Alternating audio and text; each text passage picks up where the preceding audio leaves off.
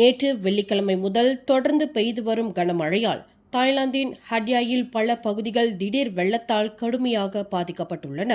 இதனால் நூற்றுக்கணக்கான மலேசியர்கள் ஹட்யாயில் சிக்கி தவிக்கின்றனர்.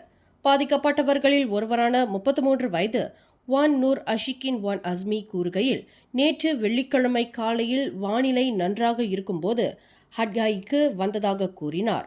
இருப்பினும் மாலை நேரத்தில் கடும் மழையாகும். இந்த அடைமழையில் அதிகாலை 3 மணியளவில் தண்ணீர் உயரத் தொடங்கியது. சிறிது நேரத்தில் ஹட்யாய் நகரம் முழுவதும் வெள்ளத்தில் மூழ்கியதாகவும் வெள்ள நீர் கரை புரண்டோடுவதாகவும் குறிப்பிட்டார்.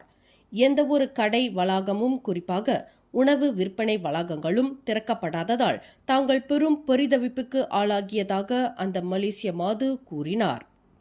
இதில் கவலைக்குரிய விஷயம் என்னவென்றால், தனது 9 மாத குழந்தையான நடீஃப் அல்ஃபியான் கைருல் அன்வாருக்கு தேவையான உணவு, பால் மற்றும் நெப்கின்கள் முடிவூறும் தருவாயில் உள்ளதாகவும், வெள்ளம் வடியவில்லை என்றால் தங்கள் நிலைமை மிகவும் தர்ம சங்கடமாகிவிடும் என்று அந்த மாது கூறுகிறார். வெள்ளத்தினால் வெளியேற முடியாத நிலையில் தாங்கள் இருப்பதால் ஹோட்டலிலேயே அடைப்பட்டு கிடப்பதாக அந்த மாது தெரிவித்துள்ளார். மேலும் செய்திகளை தெரிந்து கொள்ள கீழே இருக்கும் பெல் பட்டனை அழுத்துங்கள். உங்கள் மகிழ்ச்சியை வெளிப்படுத்த லைக் மற்றும் ஷேர் செய்யுங்கள். தொடர்ந்து திசைகளோடு இணைந்திருக்க சப்ஸ்கிரைப் செய்யுங்கள்.